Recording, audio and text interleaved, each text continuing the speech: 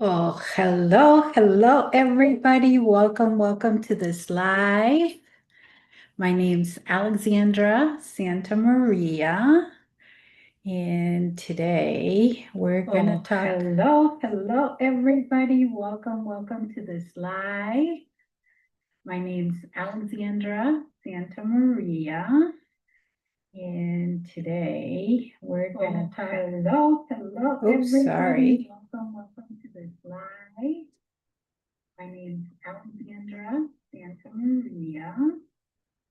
Okay, I think I got it now. Sorry about that. So, welcome to our live presentation today. Today, we're going to talk a little bit about blood sugars, about diabetes, about being healthier overall, about how to improve your health after 40, and prevent some of these chronic diseases that come along after you go through perimenopause or menopause. So today's question is, what am I doing wrong? Right? If you already have diabetes, especially type 2, and your blood sugars are really high, and maybe you're trying to eat healthier, maybe you're watching your carbs, maybe you're taking your medications on time, maybe you're even lost some weight, but your morning blood sugar numbers are still pretty high. And you think you're doing everything that you need to, but it's not quite getting you to the place where you need to be. Or maybe you'll work for 5, 10 years at your health, and everything you did worked out fine, but now doesn't seem to be working for you. So whatever you did in your 30s is not working now. Whatever you did in your 20s is not working now. And if that sounds familiar, I want you to know something really important. And that's that once we hit 40s and above, everything changes, right? Everything changes. And so what used to work before doesn't work anymore. So what can we do about it? So I want to introduce myself first. My name's Alexandra Santa Maria. I'm the founder of RX Health and Wellness. I am a diabetes coach. I'm also a functional medicine pharmacist. I am a pharmacist by professional, but more important than that, I am a person living with type 2 diabetes and metabolic syndrome. So when I talk about all these topics, they're very dear and near to my heart because I'm living through them. Not only that, a lot of my family members also have diabetes and metabolic syndrome. So it, it's really important to me because I feel very strongly about the fact that if you're in your 40s and you don't have any chronic diseases such as high blood pressure, high cholesterol, diabetes, then this is the time for you to really start getting healthy to prevent these chronic diseases from coming while you go through perimenopause and menopause. And if you're already someone like me who has these chronic diseases, then I feel very strongly that you can improve your health at any point to and even to the point where you might be able to reverse your diabetes and some of your chronic diseases. I believe lifestyle medicine is very important. I deeply rooted believe in functional medicine principles, and that's what I'm going to be talking about today. How to use this in order to improve your overall health. So there may be more going on with your body in your health more than what you're eating. So it's not just the eating. While food is medicine, and probably it's the biggest slice of what impacts your health, it's not the only thing. So after 40, especially women, we have a lot of hormonal changes. Our muscle mass decreases, our sleep, our stress, activity, and even our insulin sensitivity can change the point that we can affect our body, the way it works, and how it manages your blood sugars. So this insulin resistance is very important because it's part of the reason we get these chronic diseases, that and inflammation. And that's exactly what we're going to talk about today. I'm going to help you understand why blood sugars can become harder to manage, and more importantly, what you can start doing different to improve your health. So, I'm going to tell you about what I've learned, but I'm also going to tell you a little bit about my story. Not because I'm the important person here, the important person here is you. But I want you to understand by the end of this time together that there are three things that can have a huge impact on your health. First, we're going to talk about why blood sugars can become harder to manage after 40. Second, we're going to talk about why eating healthy is not the only thing that you need to do. So if you ignore all the other things like sleep, stress, movement, and other factors that can impact your insulin resistance, you're never going to get your blood sugars under control. And third, I'm going to introduce you to a simple whole body approach that looks at food, stress, sleep, movement, and mindset together. So, because I feel that this is so important, okay? Blood sugars are a symptom. They are not a diagnosis. So insulin resistance, inflammation, it's at the bottom of all these core chronic diseases such as diabetes, high blood pressure, high cholesterol, fatty liver, even some cancers. Alzheimer's. So we need to really look at the whole entire thing. It's just like our bodies. Our bodies are not made of parts. It's a very whole complex system. And you cannot treat one without treating the others. If you only treat one part and ignore the others, you're not going to get healthy. So it's about understanding what your body needs and knowing where to focus first. All right. I understand the frustration, right? I don't teach this only because I'm a pharmacist or a diabetes educator. This became very personal to me. I spent decades working in healthcare and helping people manage their chronic diseases. I knew diabetes, I knew medications, and I knew what the recommendations, protocols are. And yet I eventually found myself dealing with diabetes also. I never in a million years thought I would be here, but this is where I am. That's what's so frustrating, that even though I knew and I thought I was doing all the right things, it wasn't enough. Because knowing versus experiencing, it's a little different.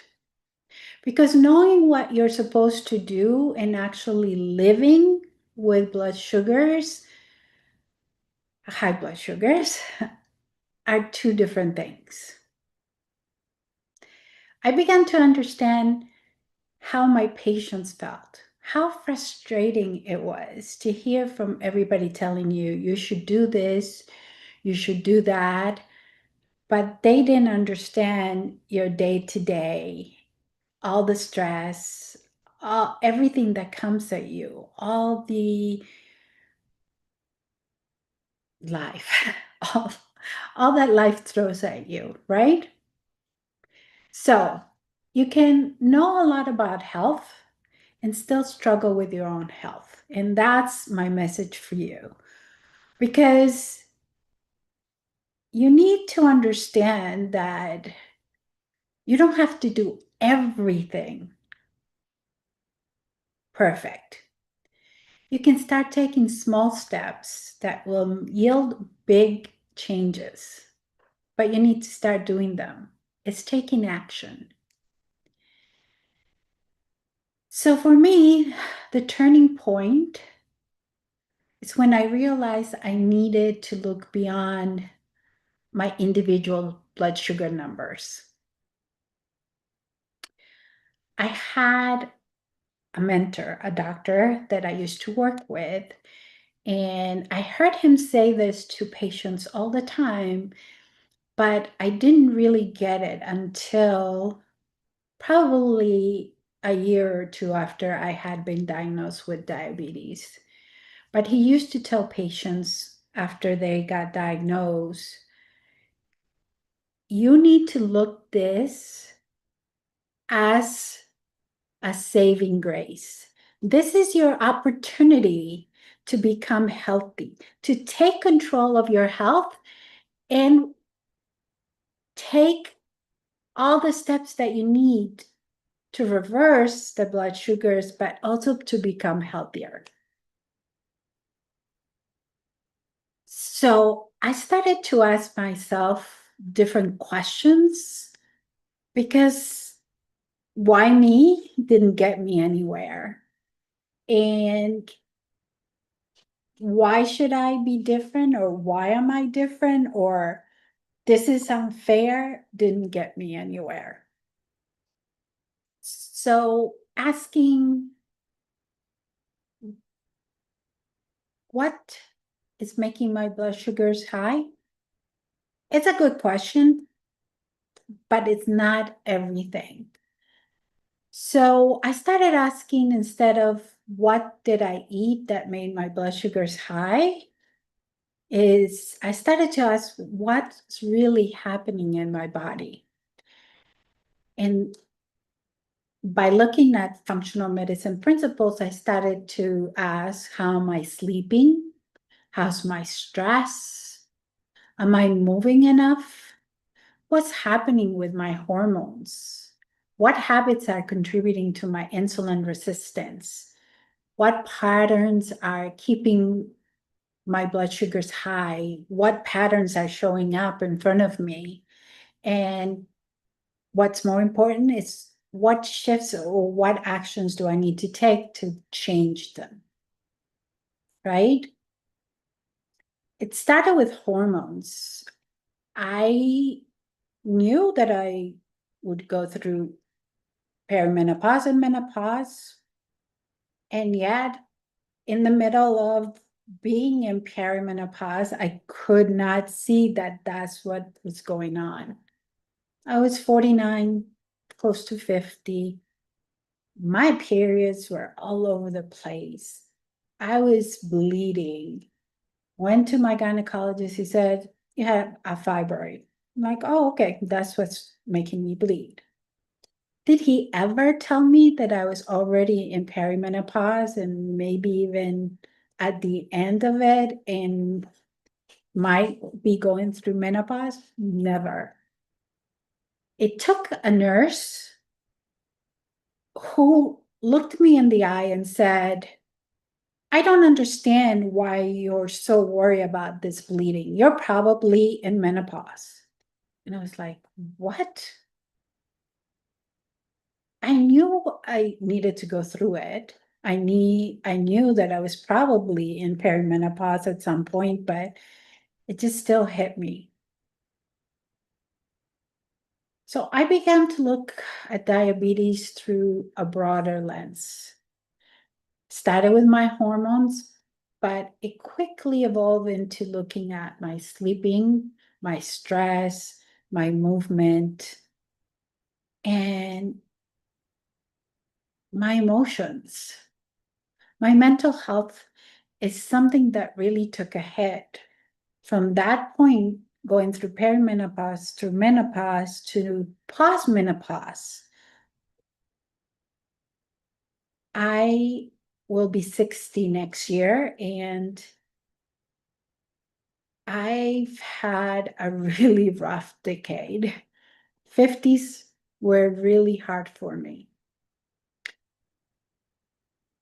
So I began to look at diabetes and not just the sugars, not just the patterns, not just what I was eating, but everything else.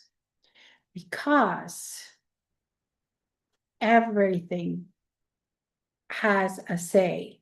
So eventually, what I put together is a getting healthy program and not just a diabetes reversal. Because sometimes the answer is really hard. and it's not just one straight thing, right?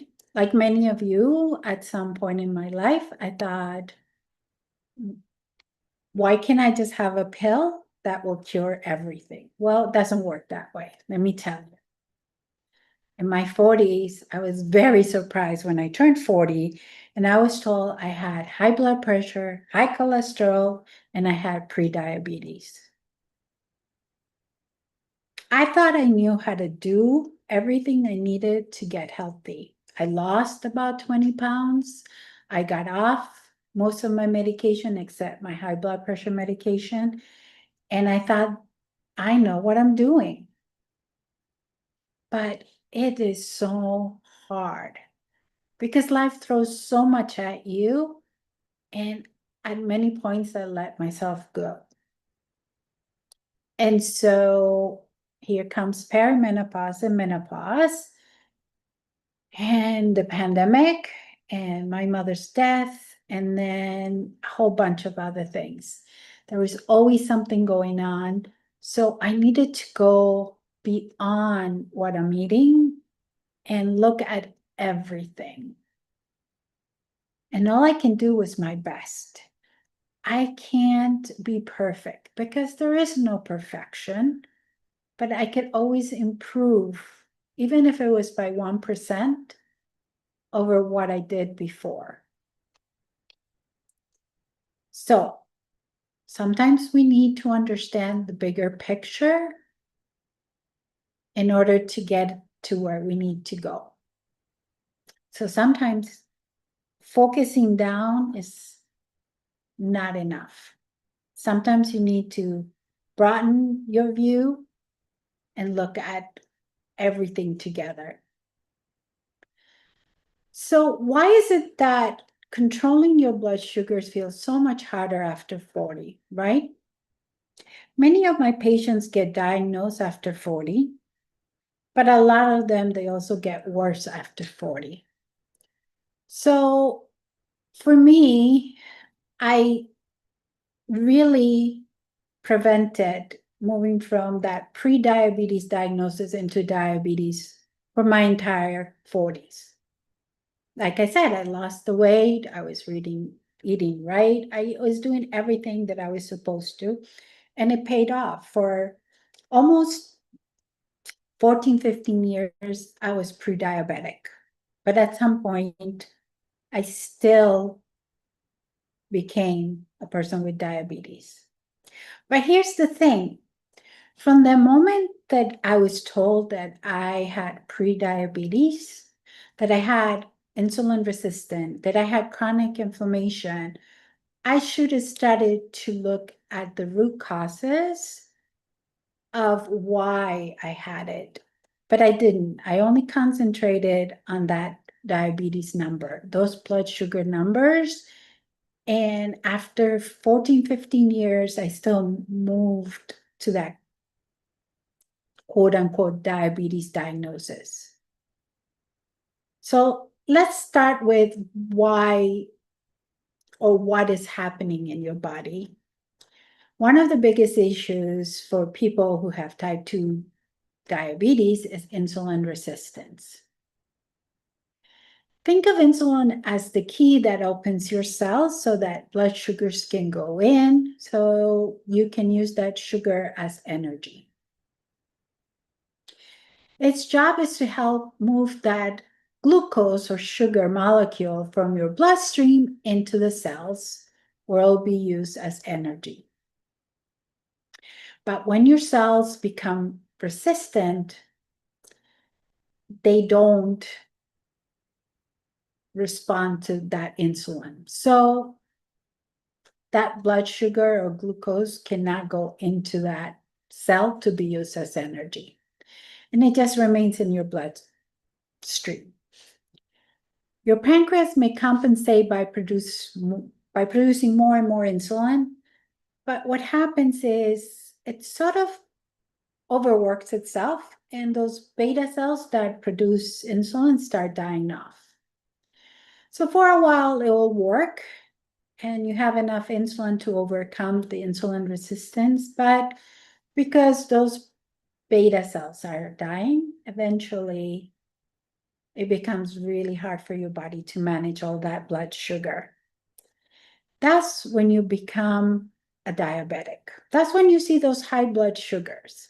You start seeing your A1C moving from the pre-diabetic range, which is from 5.8 to 6.4, you're pre-diabetic. Once you hit 6.5 and above, then you get that diagnosis of diabetes or type 2 diabetes. And insulin resistance doesn't happen because of one food you eat or one bad decision you made. There are many factors that go into it. Yes, your weight is one of them. Yes, what you eat is another one. But there's also a whole bunch of other things like chronic inflammation, like your gut health. There's so much that goes into it. So by looking at one thing, you're ignoring everything else. So let's start with factor number one, food. And this is probably the biggest thing that you can do, but it's not the only thing to help you manage insulin resistance and high blood sugars. So food absolutely matters, and food gets you to where you are with your type 2 diabetes or your pre-diabetes or your insulin resistance, and it can also take you out. But I don't want you living this webinar thinking, I can never eat carbohydrates again. That's not my message, okay? Carbohydrates include vegetables and includes good food that is really good for you, and foods that contain a lot of fiber, which is the key. That's not my message. So I don't want you thinking I can't ever eat carbohydrates again. Instead, we want you to look at the quality of your food, not just the quantity. But quantity is also important. As we grow older, after our 40s, we don't need as much food as we need in our 20s and 30s.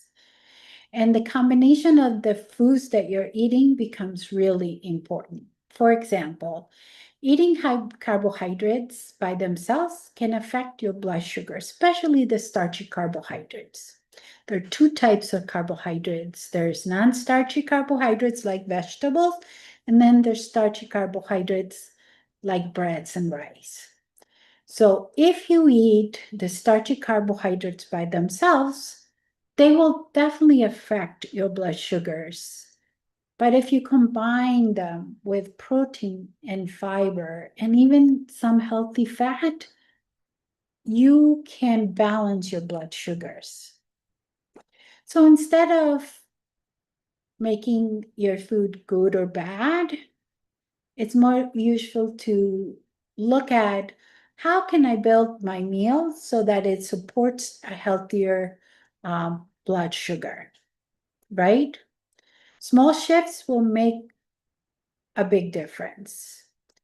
If you come from a mindset of restriction, then you're going to fail.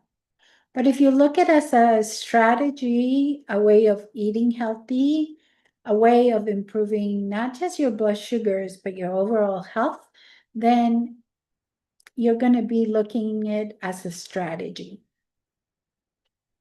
Now let's talk about number 2 factor, which is stress.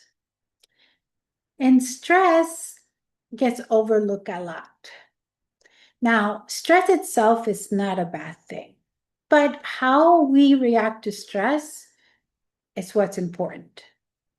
When you're under stress, your body releases certain hormones such as cortisol and adrenaline. These hormones help you make glucose available or blood sugar available to your body because you might need to flee or fight, right? So you need the energy to deal with whatever you're perceiving as a threat at the moment. That's useful if you're running away again from danger or you're going to fight.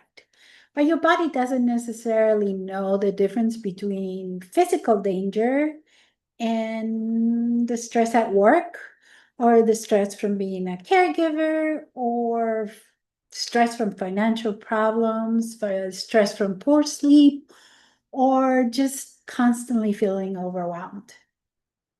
And if you think about it, once you start having these hormonal changes in perimenopause and menopause, and even postmenopausal, your body's under a lot of stress. But your mental health has a lot to do as well. So we need to really think about stress not as a bad thing, but more as a how do we respond to stress in a healthier way? Having a little stress is not bad. So when you're a little anxious and stress, a little bit of stress because you have a presentation at work, it's good because it wakes you up, it makes you ready. It really helps you move through the entire thing. But once that becomes chronic stress, things, a stress that just won't go away, it really has a big, huge impact on your body. So you may be eating reasonably well and still notice that your blood sugars are high.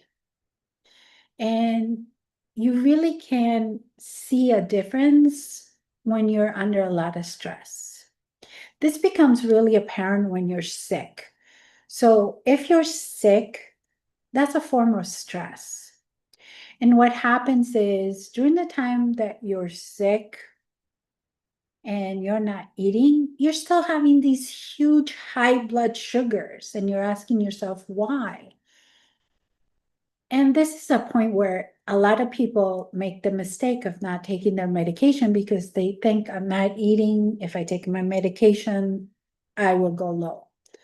But your body's under so much stress that your sugars are going to remain high.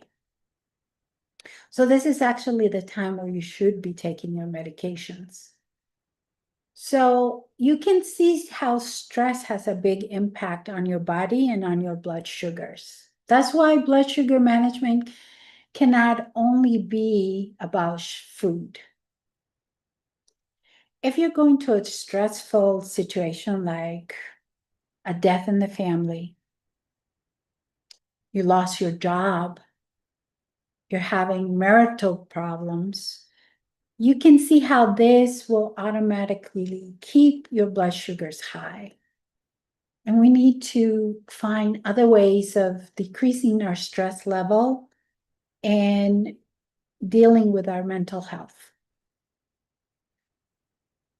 More than 60% of patients who have diabetes have depression. And it's not just diabetes, it's all the chronic diseases. They tend to lead people to have depression. So if you have chronic depression, then managing your blood sugars become even harder. All right, let's talk about sleep. Sleep is another piece of the puzzle. Think about what happens after a terrible night's sleep.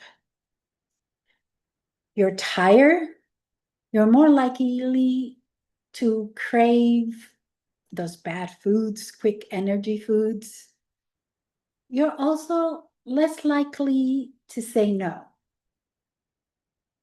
You may be not able to produce the energy that you want.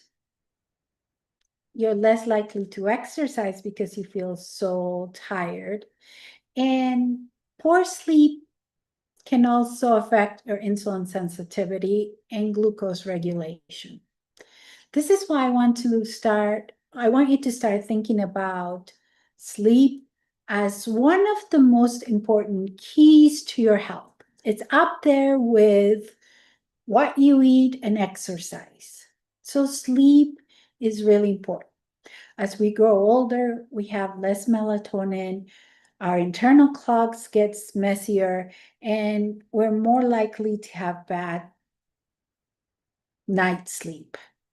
If you're going through menopause or perimenopause, you may have flashes, but you're also less likely to have good night sleep. All of these things go together. So poor sleep can affect your insulin sensitivity and your glucose regulation. This is why sleep is so important. Sleep isn't a waste of time. Sleep is part of your metabolic health plan. And if you have metabolic syndrome, sleep is one of the best things that you can have to regulate your metabolism. Okay. Factor number 4 is your hormones and aging. So we talked a little bit about this already. For women, especially during perimenopause and menopause, hormonal changes can add a huge layer to our health, right? Changes in estrogen and other hormones can influence our body composition, so make us retain more weight, where we store that fat, it can interfere with our sleep and even interfere with our insulin sensitivity. We also tend to lose muscle more rapidly than ever before as we age, and we replace it with fat storage. So maintaining that muscle mass becomes really important. So weight training or weight resistance exercises become really important. And muscle is important because they're the largest cells in your body that will use that glucose.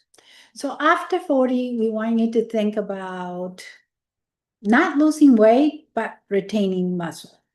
We also want you to think about protecting and building the muscle.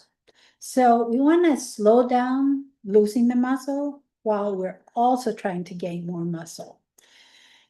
That can mean that resistant training, walking, and simply becoming more active throughout the day is more important than ever before. You don't need to spend 2 hours at the gym every day, but you need to have small, consistent exercise throughout the day more than you did before. And just think about it. This is the time when most people do the opposite. They become more sedentary and less likely to move. So here's the big idea. Putting everything together. Your blood sugars are influenced by more than just carbohydrates. They're influenced by what and how you eat, about stress, about sleep, about hormonal changes, about muscle mass, about movement, about medications, about toxins, and your individual health history. This is why coping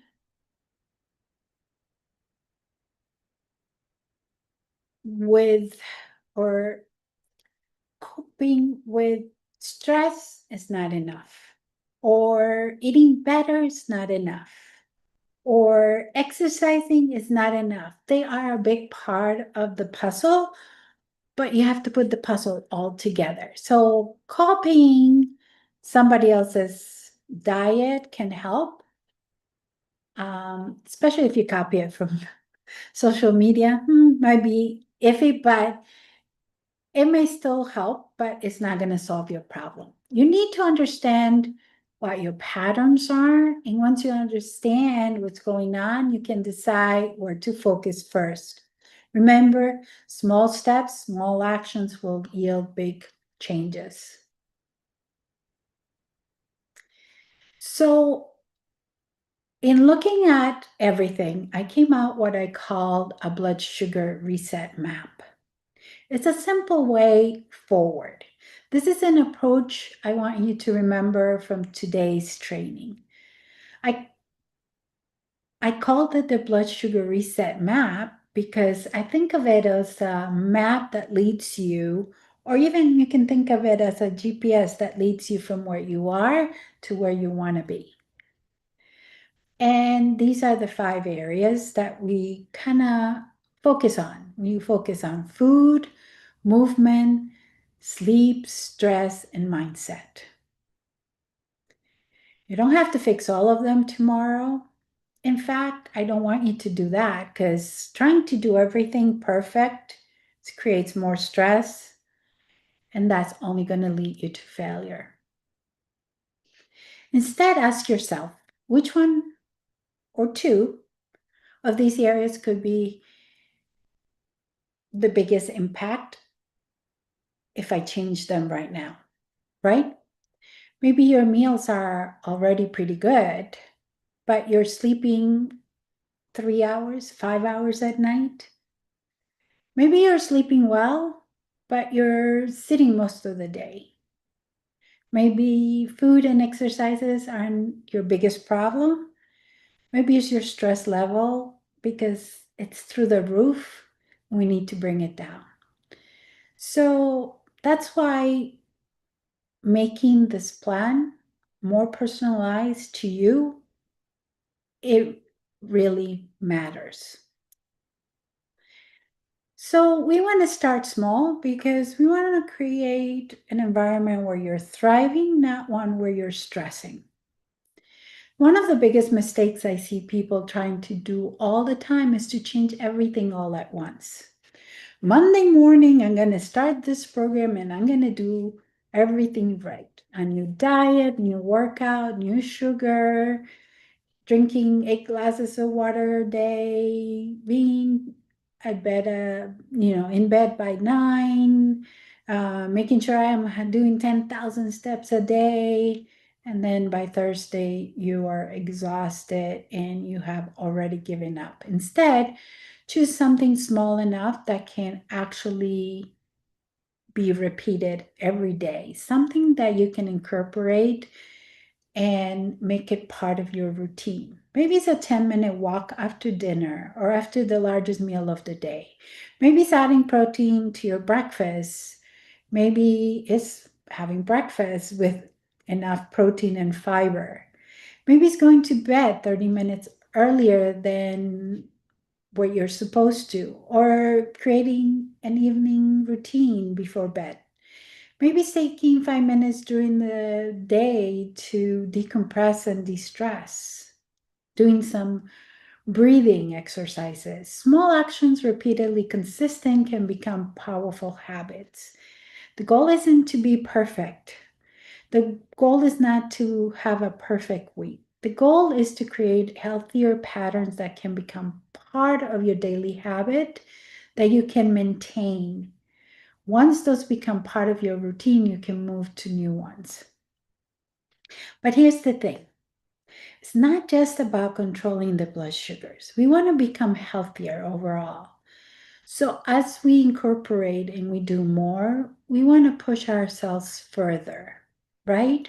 If you're already doing 30 minutes a day of working out, you want to make sure that not only are you walking those 30 minutes, but that you're doing some flexibility exercises and that you're doing some weight training and muscle training and maybe some other types of exercise that can build more muscle, right? So we want to slowly progress. We don't want to stay just with the 30 minutes of walking. And this is where most people fail. Some people will say, I'm doing 30 minutes and that's enough. But it may not be. They may not be working all of their muscles. You may not be doing exercises for your legs and your arms or your torso or flexibility exercises for balance and mobility. So we need to make sure. Same thing with eating. You may be eating healthier foods, but you may be eating salads where you're only doing lettuce, tomatoes, and cucumbers. That's not enough fiber. We need to have a variety of phytonutrients that come from different vegetables. So incorporating more vegetables and a variety of vegetables into our diet is really important. Same thing having lean protein. Where food comes from is important to make sure we're not getting all these pesticides and toxins into your system. So while you may be doing what you think is enough, it might not be. So you need to really not only see your progress, because sometimes we neglect to look back and see how far we've come, but you also need to see where you're going and how much more you have to go. Okay, because it's all about becoming healthier and not just reversing your sugars, not about controlling your blood sugars. Yes, that's a big part of it, but it's not the only thing. Again, remember, we're talking about a body that is a very complex system that we need to make sure we're living our best lives after 40. And to do that, we need to have good health. What's that saying? If you don't have good health, your only wish is to be healthy, right? Where if somebody has good health, they have 1,000 wishes. So we need to personalize our voyage, our trip, our journey to what we need, because you're uniquely you and you have a unique life, one that has probably no one else that is the same. And so while you can take parts and copy things or mirror things that people have successfully done, you still have to personalize them to you. Now, glucose patterns will tell you and give you a lot of information. And we want to do that. We want you to learn about that. We also want you to learn about meals and balancing meals. We want you to learn about how to improve your sleep, how to decrease your stress. Now, I'm not against medication. I'm a pharmacist. We need to control our blood sugars uh, while we're working on our health. So medications are really important. And so even if your goal is to eventually get off the medications, taking your medications right now prevents your blood sugars from going really high and doing damage to your body. We want to improve our movement. We want to improve not just only our muscle mass, but our balance and our flexibility. We want to create daily routines that can protect our health, but also support our lifestyle. The goal isn't to hand you a generic plan, is to teach you about what needs to be done, that you can take the parts that are going to work for you. You can even modify them to the point where they will work for you and create your own plan. So to put the pieces together is a little something that sometimes can keep us stuck, right? Because as I said at the beginning, knowing it's not the same as going through it. But here's the thing. You need to put some effort into it, just like with everything else. Put a little bit of effort at the beginning. You create these habits and they will support you for a very long time. You need to start thinking about what's keeping you stuck and what should you work on first. And you don't have to learn everything right now. You can start learning small bites. Creating a blood sugar strategy is important. And you can do it on your own. But if you're like support and you want someone to help you, we can offer you a one-time blood sugar strategy. It's a 60-minute strategy where we can discuss through Zoom what your situation is. I can help you create your strategy. I can help you look through the patterns of what your blood sugars are, what your food intake's like, your meal timing, your sleep, your stress, your movement, and your medications. We'll help you identify 1 to 2 areas where you can start working on. But more importantly, we can help you make sure that whatever plan we come up is personalized to you.